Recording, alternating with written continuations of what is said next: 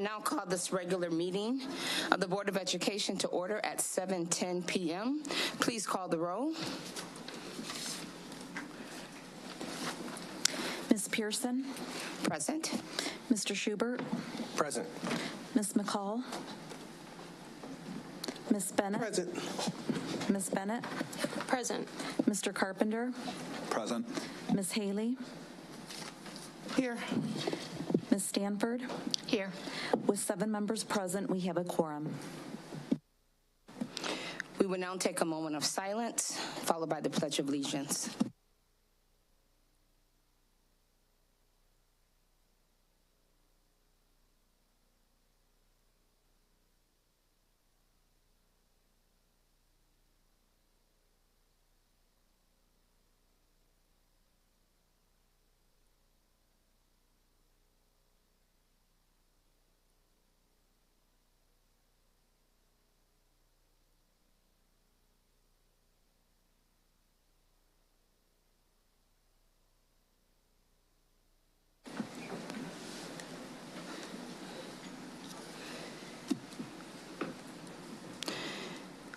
We start each board meeting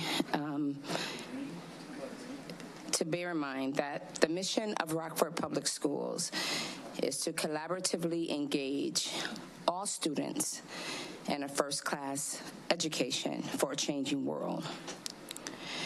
We also want to thank Kim Pedersen, who was working behind the scenes to produce the broadcast via YouTube live stream and Comcast Channel 20. I also wish to welcome Superintendent Student Advisory Council Representative Paige Warner from Rockford East High.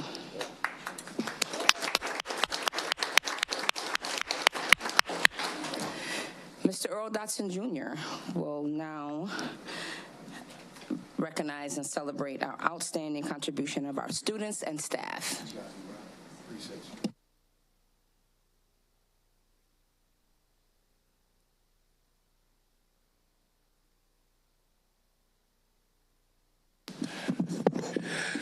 Good evening. As always, we are excited to recognize Rockford Public Schools' outstanding students and staff and celebrate their great and varied achievements. First up, we have Flynn Middle School, Illinois Future Problem Solving State Bowl Champions. April 21st and 22nd, 4 Flynn Middle School 8th grade students competed and won first place in the Illinois Future Problem Solving State Bowl. Yes. There they are. Yeah, y'all come on up here. The team joined competitors from grades 4 through 12 from around the state to think critically about how to improve our world, and then wrote and presented an action plan. This year's topic was Throwaway Society. And students learned about the mass amount of waste produced every year and the consequences if we continue to live as we do. Flynn also took home the Rookie Award, gaining them conference-wide recognition, as it is unusual for a rookie team to also take first place. Congratulations to Jayla Yardley, Emmanuel Salazar Mendoza, Julian Gonzalez, and Bryce Dunaway, and their coaches, Aubrey Barnett and Elizabeth Crampota. These students will be attending Auburn, East, and Jefferson next year and hope to continue competing. Let's give them a round of applause.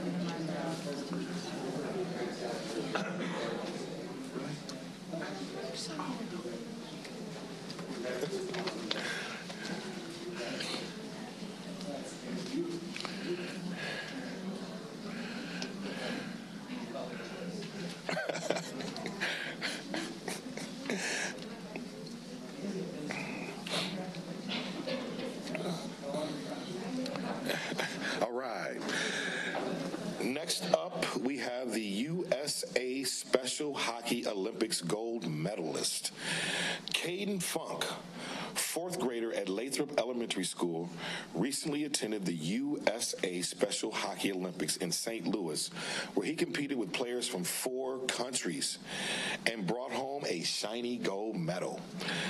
Caden started ice hockey last year with the Rockford Park District and improved so quickly that he was able to join the Blackhawks special team.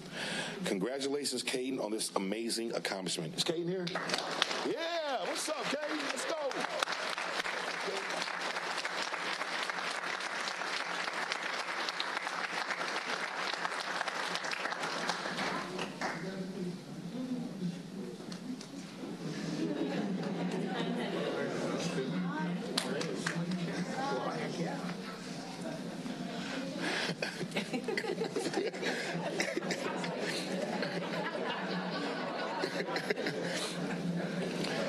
You ask him to show off his medal?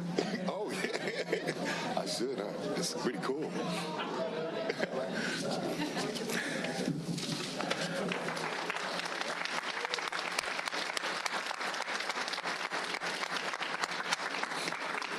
All right, next up we have Jefferson Bass Fishing State Qualifiers.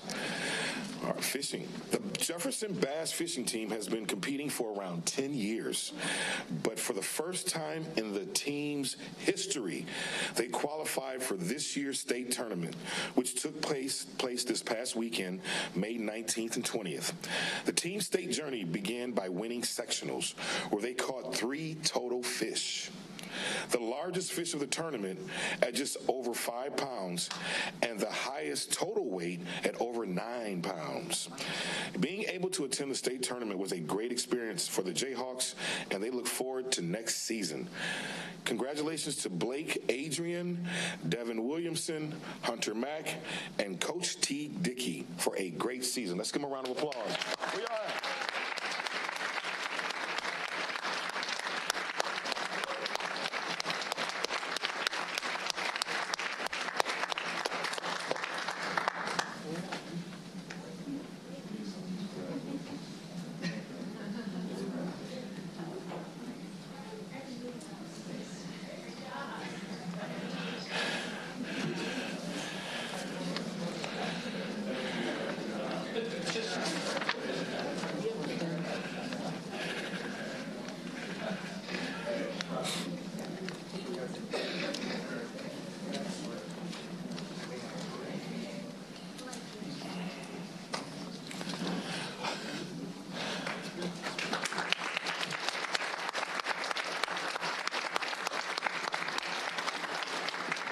I see y'all.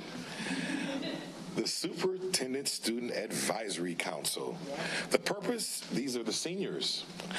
The purpose of the Superintendent Student Advisory Council is to present student voice to the superintendent and the school board, and to represent the superintendent in Rockford Public High Schools and in the community. Their goal is to bridge the gap between their peers and the RPS 205 administration by elevating student voice directly to the superintendent and educating their peers about the workings of the district. We would like to recognize this year's seniors for all their efforts. We would like to, first up, we have from Auburn High School, Aisha Nizamuddin and Jessica Perez Freeman. Come on up. Give them a round of applause.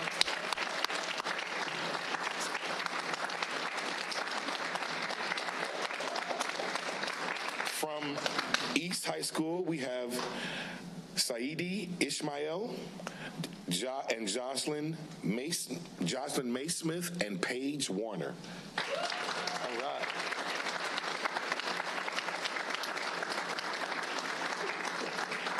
From Guilford, Katie Jensen, Kanaya Parks Collins, and Brooklyn Pierre. Come on up.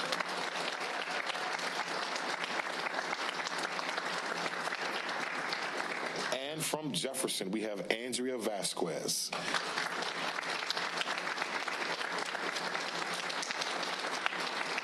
Thank you all. Thank you all for representing your peers and helping advise district leadership.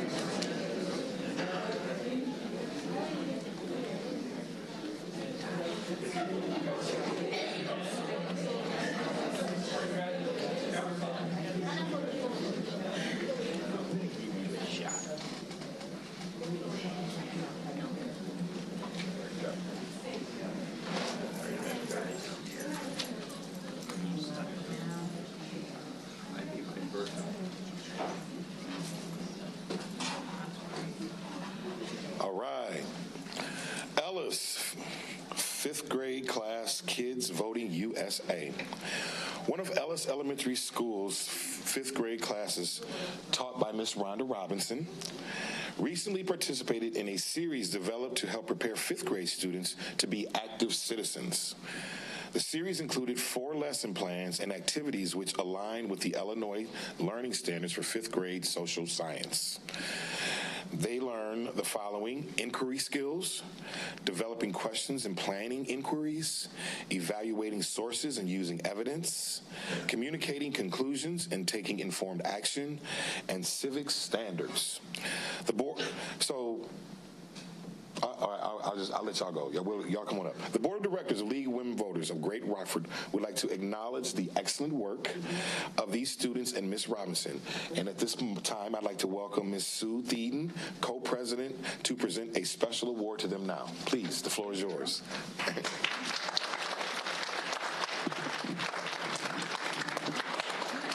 Okay, well, thank you for giving us some time here. I am Sue Theeden, a co-president of League of Women Voters of Greater Rockford.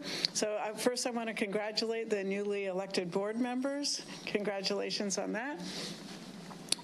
Also, I have a letter that I would like to present to Rhonda and the students, and I'll read it for you here.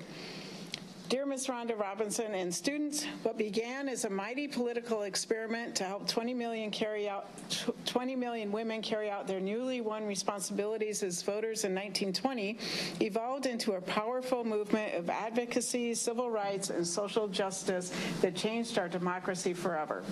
But the League could not carry out its mission to its fullest without working with others.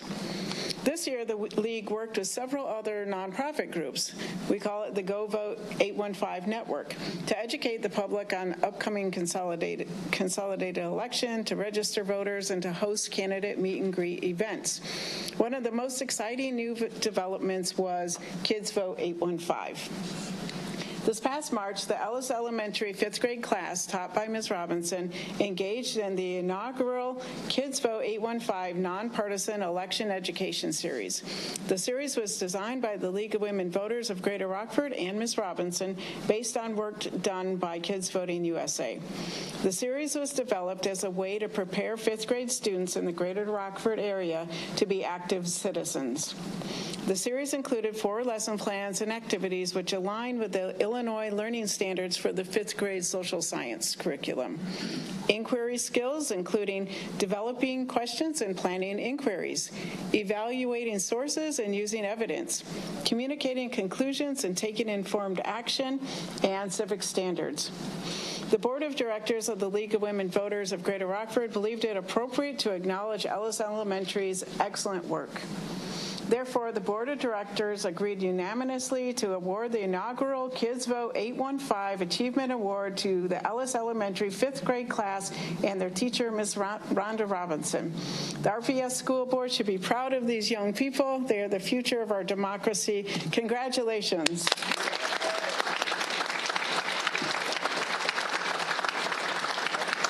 Rhonda, I have a certificate for Rhonda and for the school. Thank you. Yeah, and so I'd really like to congratulate the students, Rhonda, the principal of Ellis, Mr. Schmelzer, and the volunteers that we have here too. So these are the volunteers that went into the classroom and worked with Rhonda to teach these lessons.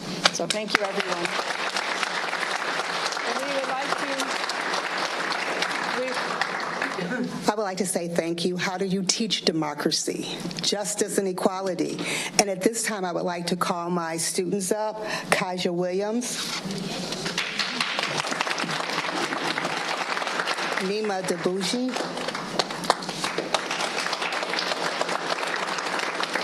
Terrence Donaldson,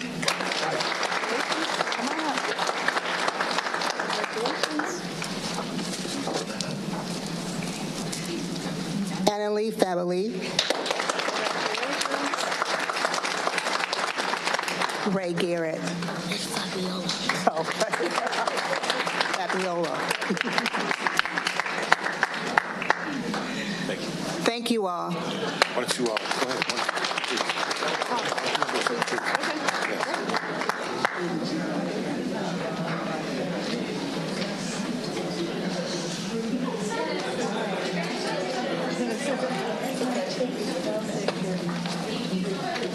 Wanted a picture of all of them.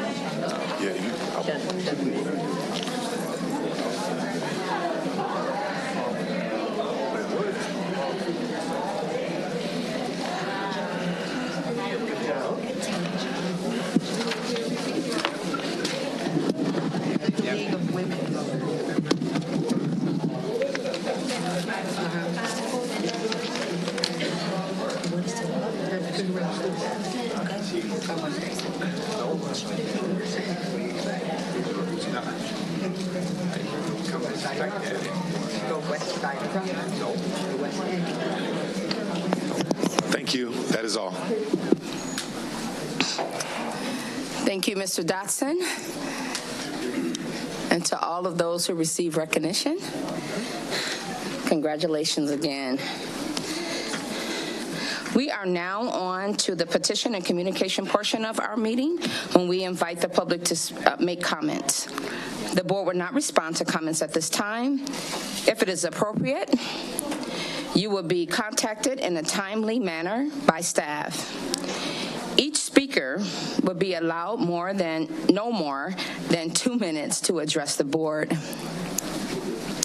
It is not appropriate to address individual board members or individual administrators to discuss matters that would otherwise be confidential in such open meetings. 2 names will be called at one time. The one whose turn is to speak next, if you please come forward to speak behind the one called in front of you. If you look to your left, you will see a digital clock. One shows the total time allotted to the public comment, and one shows the total time for each speaker. We thank you for your interest and your cooperation with our guidelines.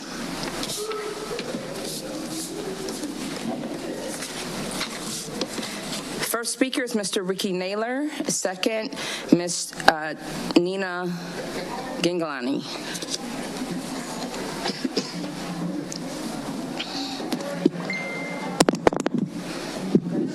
Okay, first I want to give thanks to Mr. Gallagher and his team for working very hard and getting those numbers up at those Thurgood Marshall schools. That's a good thing, but there's still much work to be done. Now, one of you board members had mentioned about the hiring practice at the school district. Now you got 4 board members of color now. Now you can have that conversation now with HR and the administration about what are we going to do to bring in more black staff administrators, because what's been going on with this district for a long time. These people have been allowed to hire certain black staff that buck down to the system of the white supremacy. You keep your mouth shut. You don't talk about this stuff when you get fired. And we all know it's been happening that when the black staff got into it with a white staff, the black staff always got fired. And because of that, now you having all these problems now with these black male students because there's no role models. You got these guys here now. I mean, even in your equity department, if you go ask anybody that does equity professionally, they'll tell you the first thing you need to do is you need to acknowledge the past stuff you've been doing wrong to those kids. Then you got to say, this is how we're going to go forward. There is not one black administrator on this staff that can come up here right now and say, okay, you know what? These are the steps we're going to take forward to address these problems with the equity or whatever, the racism, whatever you got to do, and then move forward. You don't have that staff because they don't hire those kind of staff. And they need to start hiring them now. If they're not going to hire them now, they probably never going to hire them. So when you understand that this school district has failed to change with the times. This is a dinosaur school district while you got all these problems. Now, as usual, I'm going to leave you guys something to read about. It's a lot of pages, so I didn't copy enough because y'all got $500 million. You can make your own copies. So I'm going to leave it up here. Where he at? Come on. You that to them. Well, good evening.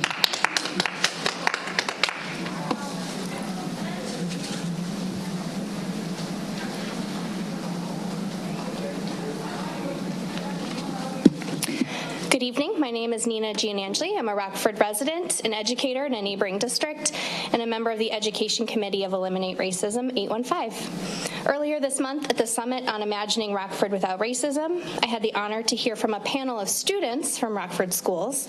Tonight I'd like to share 4 major takeaways from this panel with the public who were not able to hear from these remarkable scholars. These students universally reported that we, the adults, aren't listening to them. Their perception is that instead of getting to the root of an issue and coaching them through problem solving, we nag them, sweep issues under the rug, and don't want to connect with them. While this may not describe our intentions, the fact is that is how they feel. This is the impact the way adults choose to connect with young people has. Students agreed this is the one thing they don't have right now, but would help them be more successful. And the excellent news is it's a free solution for educators to implement every day. These students want to see more educators, role models, and leaders of color. They crave sharing experiences with successful people who look like them. Currently, they are starved for this. They believe a more diverse group of educators to connect with will help them be more successful. Students called for a more compassionate approach to school discipline. One student, after describing how one of their teachers used the N-word in class, asked, "Why aren't educators held to the same standard of discipline as students?" It's an excellent question that we must address. Finally, the students want more exposure to courses full of experiences immediately applicable to their daily lives. They are interested in expanded opportunities to learn life skills, especially financial literacy. They also want more flexibility of movement across the academy structure to explore their futures instead of locking into a specific track. One student implored, "Be more understanding that children can't control a lot of things. It's not our fault." I walked to my car that afternoon with a stronger resolve than ever to continue listening. Ms. Jean, I'm sorry, your time is up. Thank you. Thank you. You have a good evening.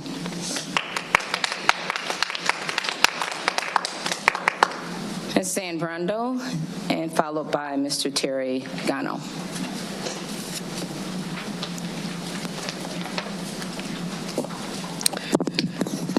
Good evening. My name is Ann Rundle. I'm representing Eliminate Racism 815. We would like to thank RPS 205 for supporting the recent Rockford Summit on Racism. The participation of staff on the panels, as well as participation in the small group conversations, provided a voice from the district perspective, which is crucial in any conversations related to educating all the children of Rockford. We ask each of the 5 strands of the summit to end the day with 3 to 5 priority issues that we all need to address. Following are the issues that were identified by the education strand. Number 1, create a comprehensive mentoring program for students and parents that build a bridge to and with teachers. Number 2, RPS 205 must recognize the essential priority of creating a workforce that includes increased numbers of women and people of color in administrative and leadership roles. Number 3, the community must build partnerships with RPS 205 with the goal of creating success for all students.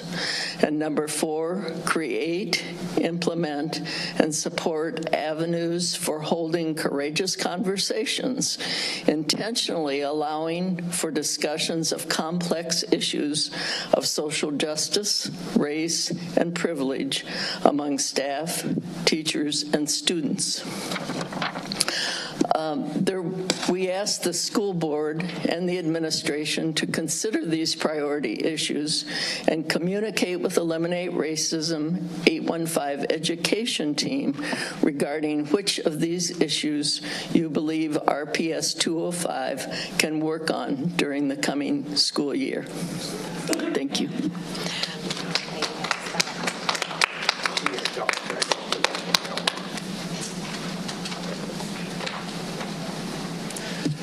Good evening. My name is Terry Gano, and I'm a member of Eliminate Racism 815. According to educator Ramon Goings, diversifying the teacher workforce begins by treating such an undertaking as an act of social justice, ensuring that all students see themselves reflected in all aspects of their educational experience. If the goal is to diversify the teaching workforce, the first step is to acknowledge that our schools haven't always been a welcoming or safe space for many of our students. This is especially true for our students of color. How do we invite these same students of color back to work in the same environment that has in many ways failed them? Research shows that by openly examining and critiquing these issues, these students better understand how, by becoming a teacher, they have the power to disrupt the kind of inequities they personally experienced. These students must be reminded that it is because of their lived experiences that they have a greater potential to become the kind of teacher who our community needs the most. Step 2 is to focus on inclusion. To disrupt educational inequalities, district leaders need to evaluate district policies and eliminate those barriers that restrict access to advanced placement courses to our students of color. This would ensure that every interested student, regardless of GPA or other exclusionary criteria, such as disciplinary records, have access to college-level coursework and a clear pathway to teaching. Another effort is to portray teaching as an important and noble profession, one that provides an opportunity for those students to engage in social justice and to combat the negative perceptions of teaching and help them understand how and why teachers of color play important roles in the lives and education of all of our students. Thank you. Thank you. Thank you, Mr. Gano. Have a good evening.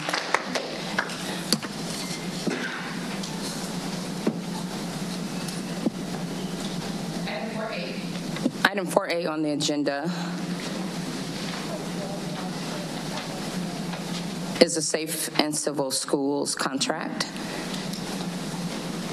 May I have a motion and a second to approve this item? So moved. Second. Is there any discussion? There should be. Will be. Okay, so a couple of things where it relates to the Safe and Civil Schools. And I may speak on this a little more in a moment. When there is an item pulled by administration, I would think everything associated with that item is pulled. And I noticed that there was a conference for Safe and Civil Schools that was voted on, and the Safe and Civil School training was pulled. I also noticed that we have occasionally, specifically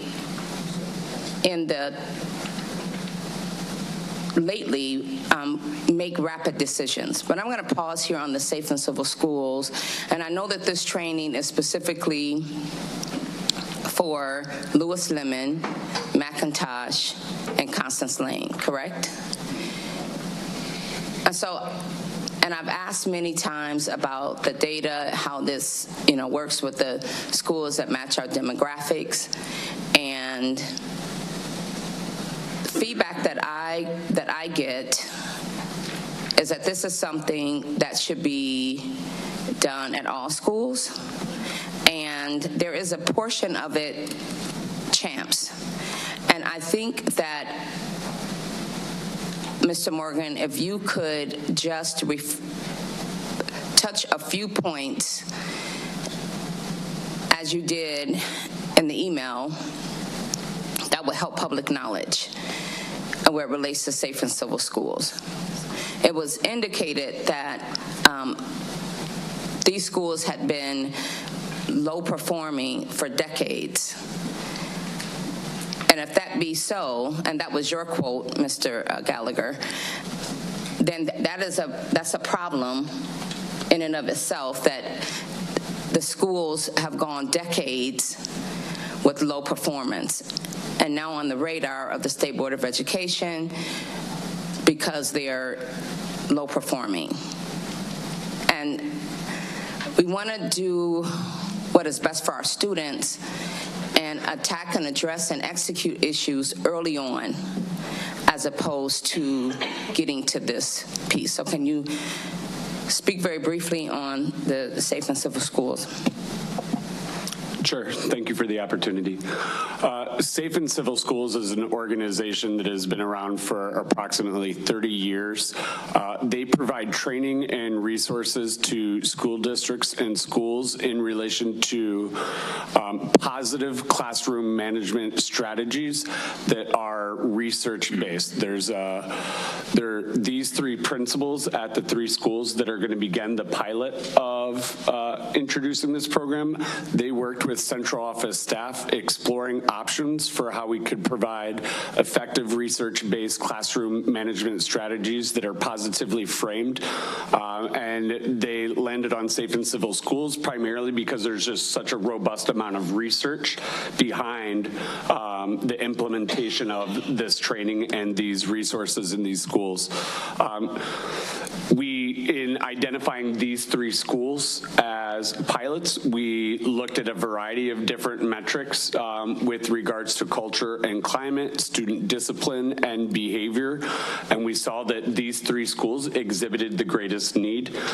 There certainly could be opportunity for expanding this training and these resources to other schools, but we want to make sure that we want to take a more cautious approach to what that expansion would look like and make sure that it's first sustainable at these schools, that we're actually getting a return on investment for this investment into these three schools, and then work to identify if we are getting that return on investment to continue that scaling process. So I hope that summed up what you were looking for.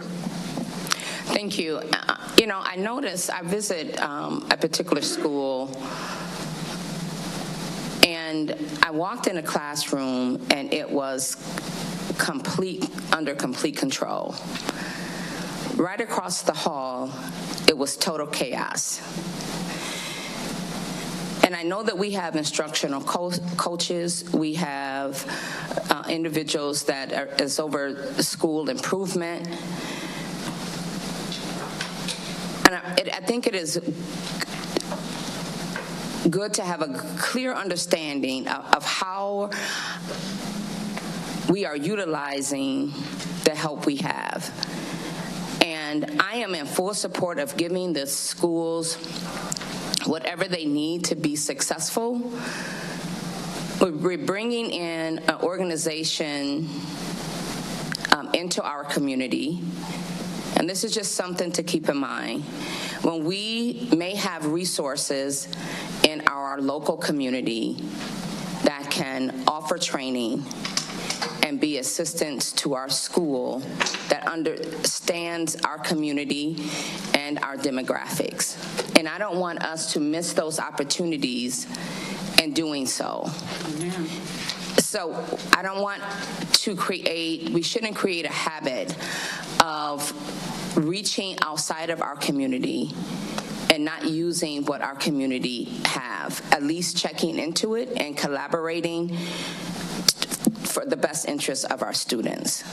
So I know that classroom control and things of that sort, so Safe and Civil Schools may address a particular area. There's contributing factors such as attendance, whether it be student or staff, and transportation. That is ultimately the parent's responsibility, working with our transportation and looking at how we can increase and improve that. So there's many contributing factors that feed into the success of our schools, specifically those low-performing schools. And so whatever we decide on tonight, the board will vote, of course. Do keep in mind, going forward, it is asked that if there is an item that is being pulled from administration, that everything associated with that is pulled. So we don't have information in one category and information in another category, and we're voting in one area and yes in one area, and pulling in another area, or voting no in an area. I agree. Okay? Thank you. Please call the roll. Ms. Pearson? Oh, I'm sorry. I'm sorry, Mr. Carpenter. That's okay, thanks. Can I ask Mr. Gallagher another question? Can you describe what the metric for measuring the return on investment would be for this, or metrics? We would primarily be looking to see a reduction in discipline referrals. Along with that, we would like to see a reduction in students in exclusionary disciplinary consequences, so less in-school suspension, less out-of-school suspension that would go along with that. The research indicates that there will also be a correlative increase in attendance and student engagement in the classroom, so we would be looking at those as well. And of course, student academic performance. Thank you.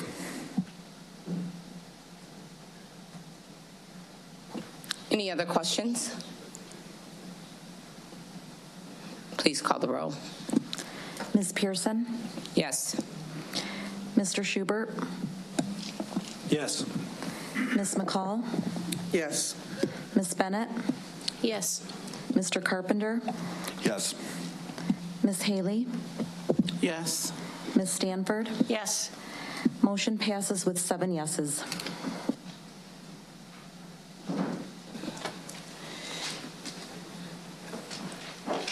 So there is a segment here for the president to make announcements and/or report. So there's a couple of things, just so we have it on in our thoughts. We need to take a look at our mission statement and our vision at some point, and if it needs to be any adjustments to it, then we will make a decision as a board to do that. There will be additional a representative, our field worker from Illinois School Board Association, that will at some point be visiting us. There will be a special meeting at some point in August, so we can keep that in mind. And I want to address the communication and how we're communicating both internally and externally. So just for public understanding, the board has 2 employees. That is Dr. Aaron Jarrett, the superintendent, and the council, Ms. Holy. Dr. Jarrett is responsible for administration. However, there may be times where a board member may need to reach out to administration. Now, if the members of administration prefer that everything be routed to Dr. Jarrett, that's fine. That takes a risk of delayed information and the whole telephone issue. There can be a carbon copy. If you're out of office, it's nice to know you can just set an alert out of office, but there should be an acknowledgement of a phone call or an email. That's just respectful. So if a board member reaches out, respond. If you don't have an answer right then, that's fine. Just get the answer. But we want to make sure that there is adequate communication when needed. Because if it's a problem internally, it's a problem externally. And when you receive a communication and you see dates within that communication, and you respond as soon as possible, define what as soon as possible is. Because there's questions regarding dates and deadlines, and that an answer is most appropriate as to when specifically that will be addressed. So this is predominantly a new board, when there's a new team, there's, stages you go through in growth and development, and we want to serve our students, their families, our taxpayers in the spirit of excellence. And in doing that, it would bridge the gap that we have between our school district and our community. I understand my role and the power that come with the board president. However, I was elected a board member, and I don't take being president lightly, and I still work with 6 others in decision making. So communication is vital. We have had the need to vote rapidly more in the short period of a new sitting of a board than we have in the 2.5 years that I've been on the board. And that is something that we want to change. Yeah. If there's conversation, when there's a conversation and there's a possibility that it's going to come before the board, then start having that conversation at least with the board president. It would be my responsibility to communicate that with the remainder of the board. But what we don't want to do is create a habit of having months of discussion about an item and then a week or two to vote on it. Mm-hmm. So I caution administration in moving on that path, because it's vital that we give things adequate time to learn more information and to make the best decision that we need to for our students. Also, when there is a presentation, Dr. Jarrett and I will have a discussion about 3 to 5 standard things that must be a part of that presentation, because board members should not ever have to do independent research on any matter. That should come with the presentation. For an example, how was it equitable? What's the proven data? And so forth. So there will be just an expectation, but we shouldn't have to probe, and there should never be a one word answer. Amen. So if a question is asked, fully and adequately answer the question. Please do not provide partial information or just enough information to force the board to have to probe. So that's just something that I want to share. There is never a need for me to speak publicly against anyone to prove anything to anyone. If there is a concern that I have with the superintendent, I will address the superintendent one-on-one. So if you're expecting me to do anything different, that won't happen. It's just respectful to be able to have those conversations and expect a change and work forward. At the time of the exchange and the new sitting, there were comments made of a previous superintendent, and we don't want that kind of spirit among our board. We are moving forward, and we have new board members, and you can expect lots of questions. I would encourage you to anticipate those questions, what the board may ask. We know now that there's a lot of questions being asked. So when you're working on something to present, anticipate those questions. And that is enough for my report or announcement. We will move forward on item 5A. Is a revision of Board Policy 7.140. May I have a motion and a second to approve this item? So moved. Second. Is there any discussion?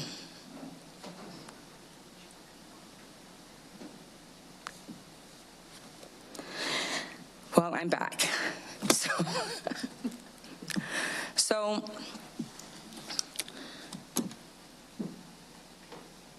things that where it relates to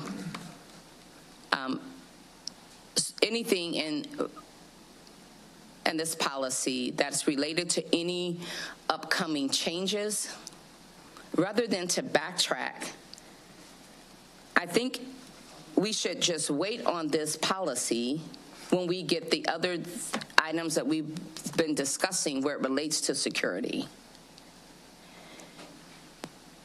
Those are my thoughts, and I understand that we can always revisit this policy and make changes, but I don't want to create a habit of backtracking, and I want to refrain from putting things in front of something that we know is coming down the pipeline to vote on. That's my comment on the Board Policy 7.40. Any other comments or questions? If not, please call the roll.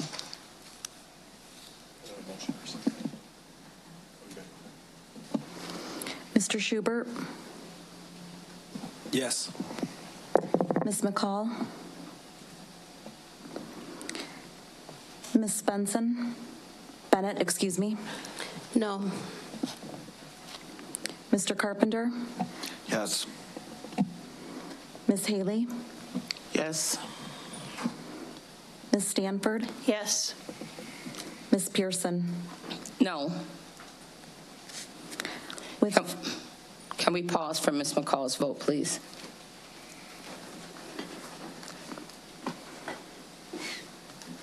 We're voting on 7.40.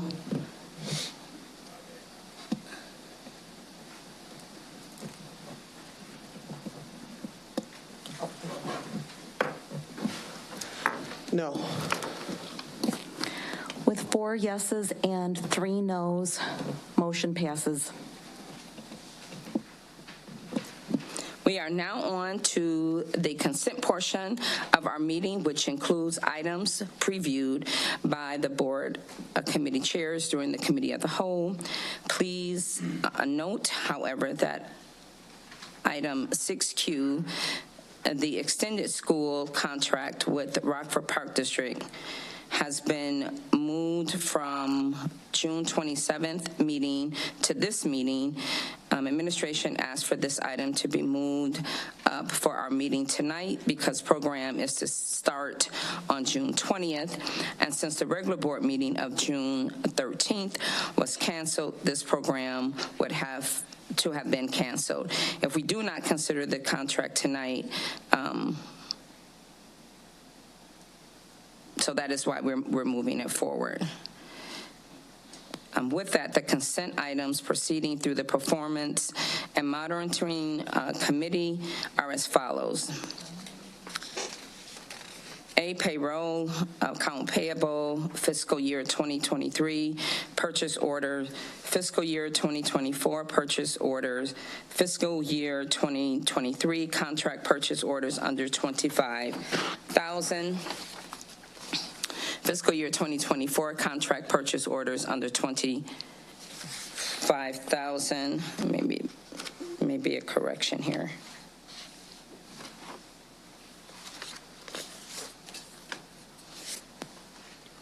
Yes, that's correct. Annual air travel, monthly cash and investment reports, April 2023, financial results, construction, pay request log, RPS managed work change order, YMCA, Rock River Valley, Camp Winnebago, Bid 2350, LCS was parking lot replacement. Bid 23 to 58, LED lights at Spring Creek Elementary.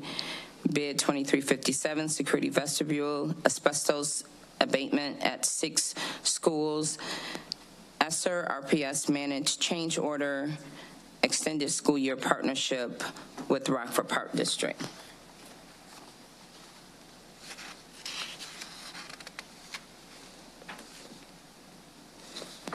Consent items proceeding through the Governance Committee. 7A meeting minutes, May 9th, 2023. Freedom of Information log. Is there a motion and a second to approve consent items? So moved. Second. Are there any consent items members wish to have pulled for separate consideration? There's a couple of corrections on the meeting minutes, or excuse me, if I may. Yes. I just said one. One, I don't know if that means we pull it or just correct it or what we do, but. So we can hear the correction, correct? So if we can just pull that, we'll correct it on the next vote, or I mean, in a few minutes. Okay. Okay. Can we pull B? Yes. 6B.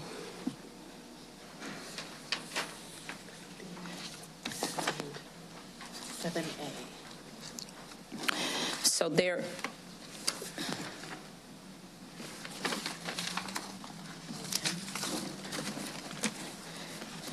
there's also some items that need to be pulled from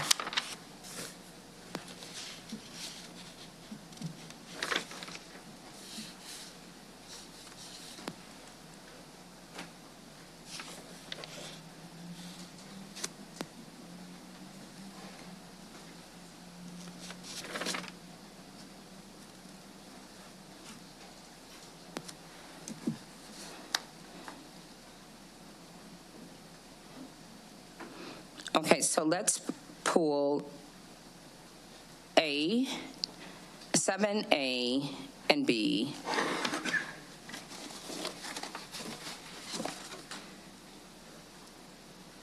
But we also need to pull 6.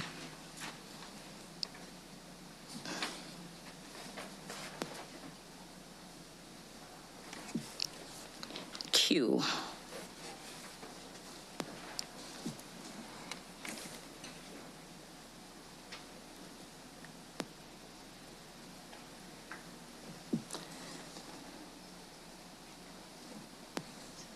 Are there any other consent items that need to be pulled? That was 7A, 6B, and 6Q. 6B, you want to pull 6B? Ms. Bennett did, I believe. Yes. Did you? Well, I see 7B, Freedom of Information Log. She wanted to pull. No? Okay. It's 6B. A 6B, okay. So you do not want to pull the Freedom of Information Log? Correct. Okay. So 6B, 6Q, and 7A. Okay.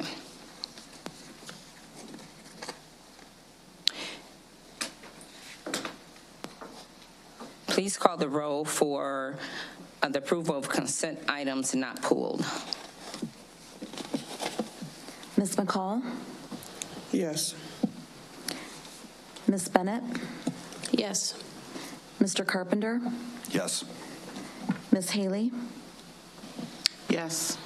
Ms. Stanford? Yes. Ms. Pearson? Yes. Mr. Schubert? Yes. Motion passes with 7 yeses.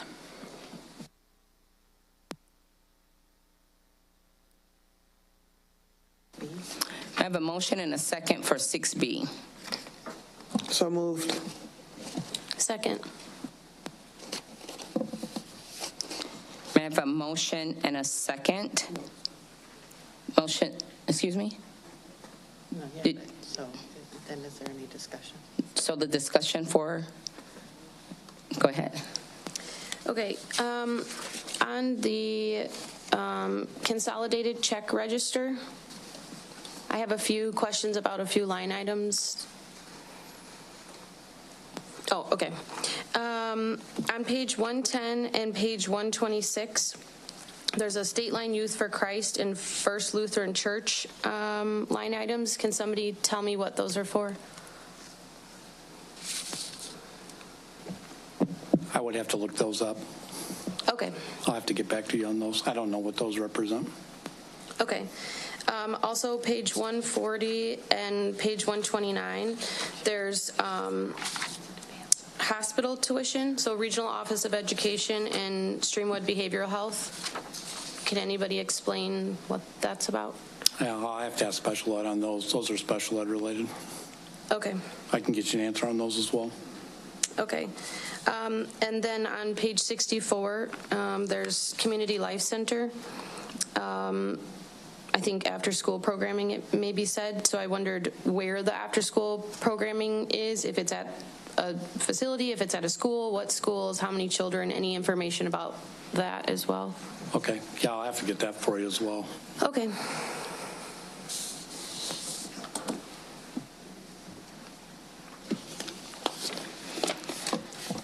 One moment, please.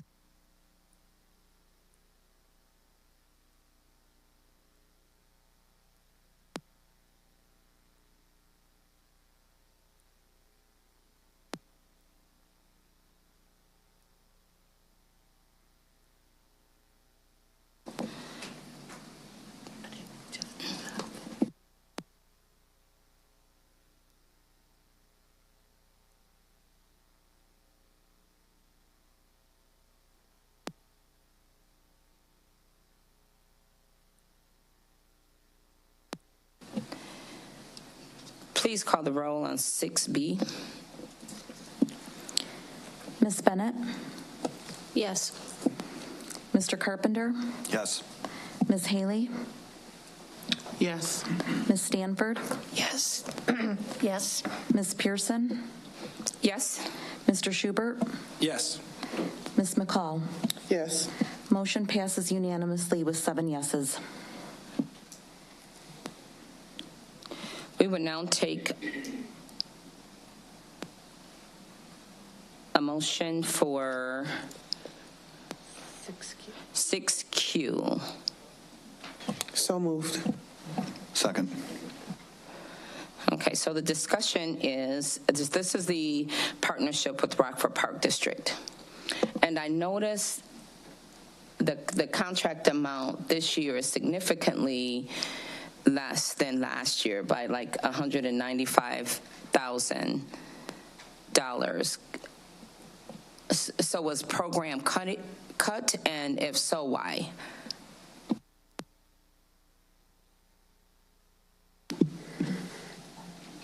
Hello, I'm Brett Vosberg, one of the directors of special ed.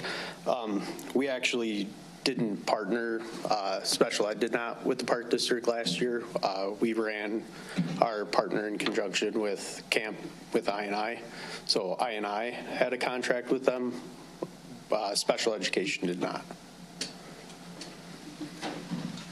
Let me just give you some background, just to put it without using, I&I is the grants department or the innovation department, and basically this is a specific special education program. The contract you're comparing it to was for all students, and so it was a larger all-student program. This is for a targeted group of special education students, so that's the reason for the difference. Okay, so, but in addition to that, my question, so the programs that was a part of the agreement, it wasn't specified about special ed.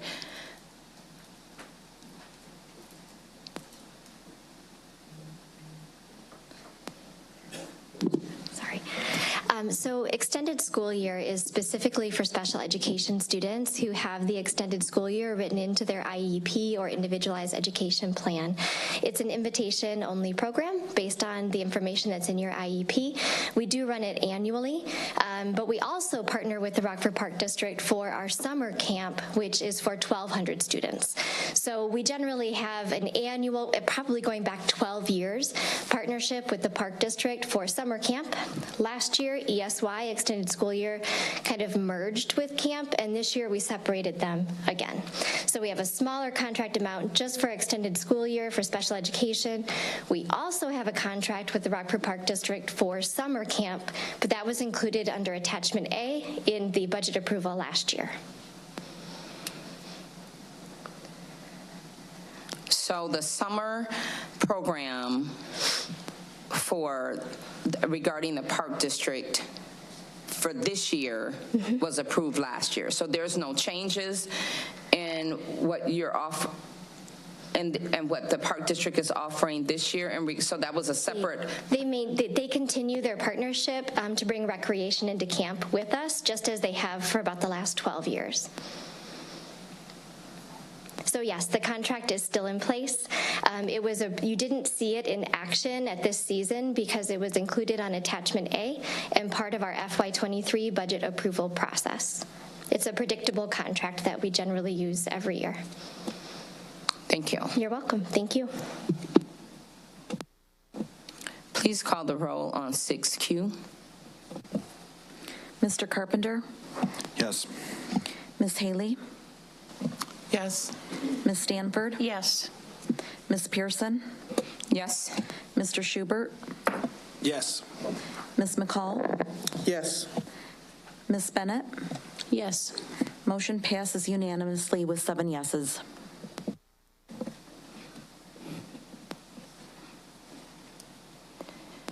Please call the roll on 7A. Motion. I'm sorry. We need a motion. I need a motion in a second. I'm getting ahead So moved. Second. Thank you. Now we need a motion, discussion for 7A. Thank you. The issue I saw was on the people who are present. It lists, it's not quite right. It's got Ms. Pearson twice, Ms. McCall twice, and then Mr. Schubert, myself, and Ms. Bennett are not listed, and David Siegel's listed. So, and this was for last week, so, or two weeks ago. But. Good catch. Makes a difference.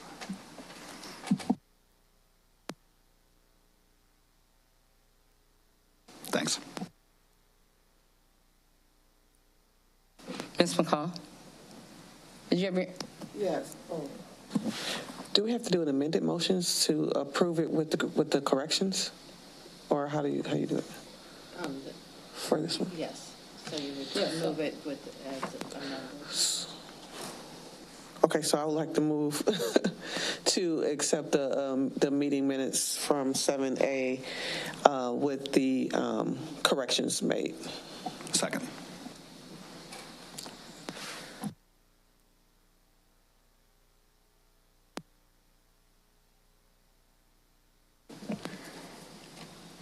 Ms. Haley? Yes. Ms. Stanford? Yes. Ms. Pearson? Yes. Mr. Schubert? Yes. Ms. McCall? Yes. Ms. Bennett? Yes. Mr. Carpenter? Yes. Motion passes unanimously with 7 yeses.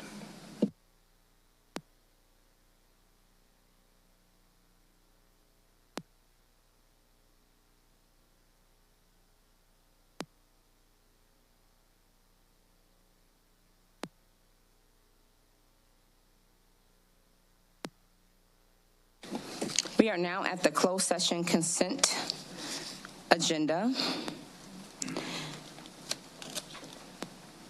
The HR organization report and addendum. Appointment of Whitney Reed as 10-month dean assigned to Welsh Elementary School. Appointment of Tessa Haftalian as 12-month Director of Special Education assigned to the Administration Building. Appointment of Kenneth Neal as 12-month Director of Transportation assigned to Transportation Building. Appointment of Dawn Mong as a Dean of 12-month Director of MTSS assigned to Administration Building. And F, residency dispute. The closed session consent item, student discipline, suspension and appeals, and the expulsions. For H0129X, H0132X, and H014X. Contingent upon expulsion and advance agreements for remainder of 22-23 school year through the entire 23-24 school year. For H0133X 23, the expulsion is held in advance, contingent upon expulsion in advance for remainder of 22-23 school year, the entire 23-24 school year, and first semester of 24 the 25 school year. EIAs are set forth on the agenda as item 10A through 10M. Is there a motion and a second to approve closed session consent items? So moved. Second. Are there any closed session consent items board member wish to have pulled for separate consideration?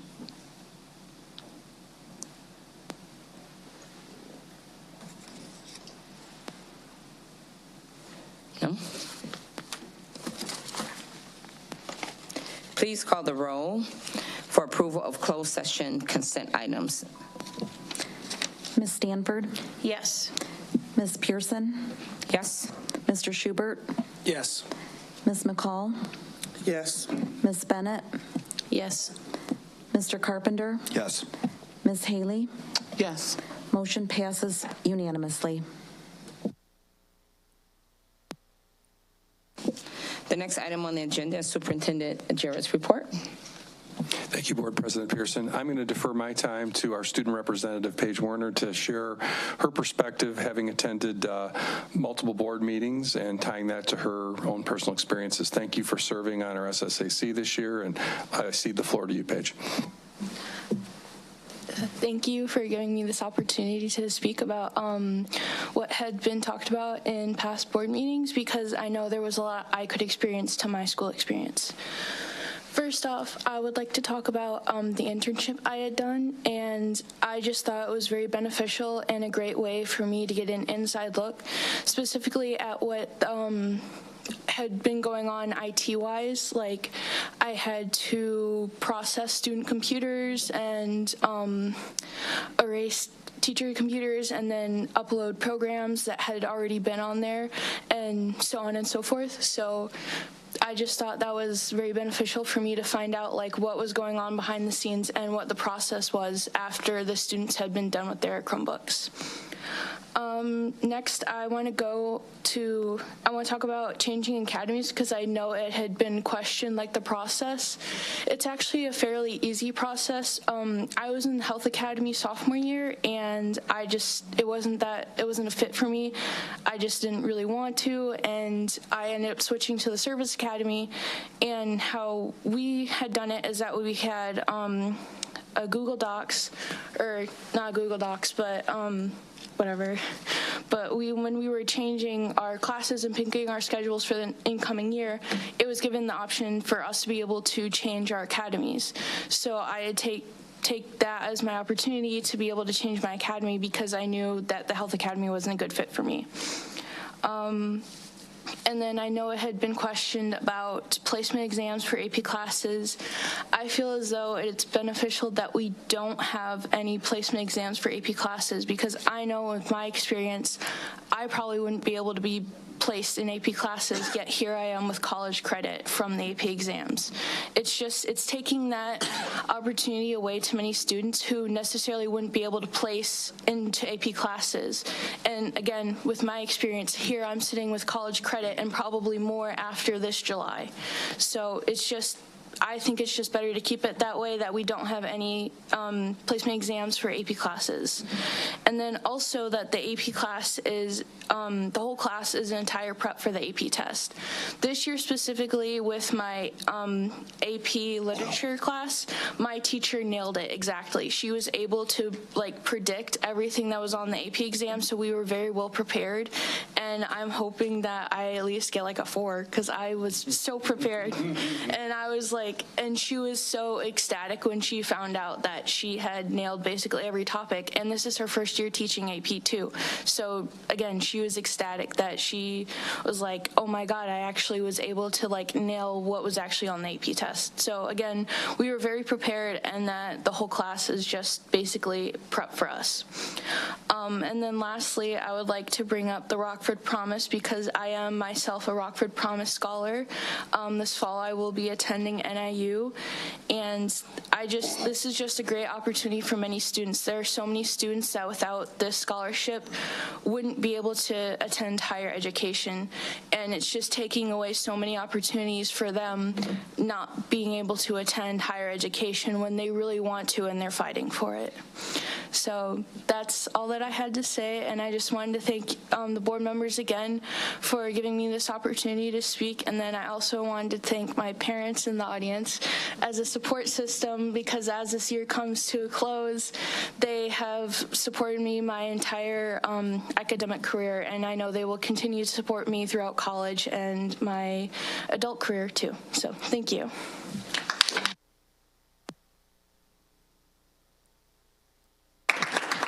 Thank you, Paige, and I certainly won't attempt to top that. I will cede my floor back to Board President Pearson. We are now on the last agenda item. Any board members have any action steps, other business, new business, or agenda recommendations, or any other matters to discuss? Mrs. McCall? I just have comments. That's fine. No. I just wanted to say that the school district is doing an awesome job. I was able to, because I saw it on the news, I was able to pop up and attend the, I've been looking to see what the name of the boats in the water. Cardboard canoe race. Cardboard canoeing. Me and my puppy were able to go and see the cardboard canoeing. It was a great event with the engineers and the students, and using their creativity to have that event. Also participated in the Eliminate Racism Summit. So I just wanted to speak again for school board members to the importance of being out and being in the community. At the cardboard canoeing, the the head of it said, out of the whole 9 years, they never had a board member come and check it out. So just make sure, for communications team, just make sure that we're aware. I just happened to see it on the news and was able to have a break during my schedule and go to it. So just, again, as the speaker mentioned earlier, the representatives from the school did an awesome job at the summit. We all should be proud of the products that we're putting out. Thank you. Make sure we get that right. Any other comments? I just want to say you'll notice as you navigate through the community that you will hear frequently that, oh, we never had a board member, or I've been here for, 4 years and, there's not been a board member. So I think that will change, and we're on a really good path for community engagement and working through that process. So that will indeed happen. So. If no further comments, I'll take a motion in a second to adjourn. So moved. Second. Thank you. Have a good night.